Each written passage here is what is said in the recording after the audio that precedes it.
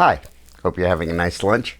We do this every day at noon. I hope you like these videos. You can go on my website, dickmorris.com, and check the back videos if you've missed any.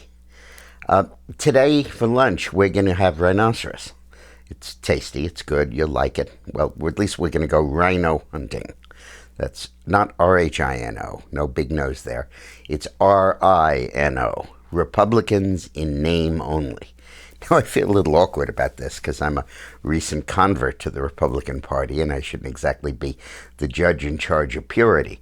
But some of these Republicans in the House and the Senate are ridiculous. They've left their ideology far behind, and where the district or where the state is kind of a distant memory. So I'm going to be focusing with the Tea Party people over the course of this year and next year on going after a bunch of them in primary fights. The goal of the Tea Party is not just to animate the Republican Party and lead it to victory. It's to hold it accountable and then cleanse the Republican Party so it stands for something. You know, there's a joke going around Washington that if the Capitol would have burned down, the Republicans would say, okay, but phase it in over 5 years. So what we need to do is to have Republicans that really are standing up for small government and less taxes, a robust national defense, and the various principles of the Republican Party. Now, one of the guys that doesn't do that is the senator from Indiana, Richard Lugar, Dick Lugar. He's been there since the late 1970s.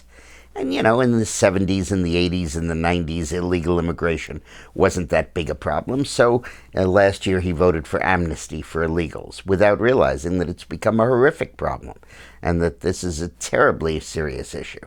And his legacy back in the Cold War years of the 80s and into the 90s said that you want to have arms control treaties with the Soviets. So he pushed the START Treaty through Congress, which really compromises our missile defense. And in practice, it almost gives the Russians a veto over what we do to defend against their missiles. And it really gives Russia all kinds of concessions without exacting any concessions back on either human rights or on their help for Iran developing a nuclear weapon.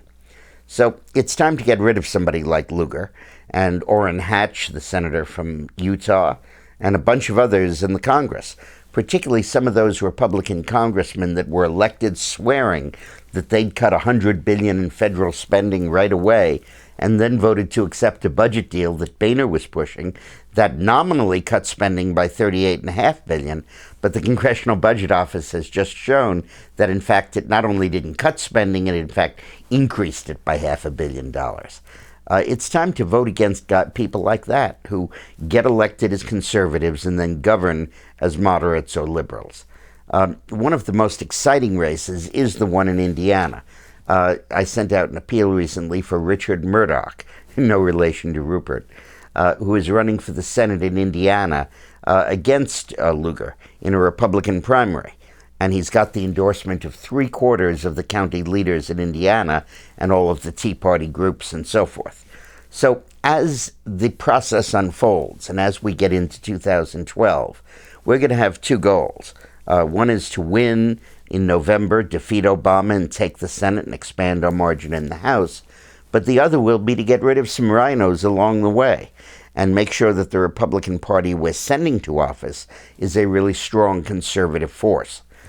This is particularly important right now because of the debt limit talks that are coming up.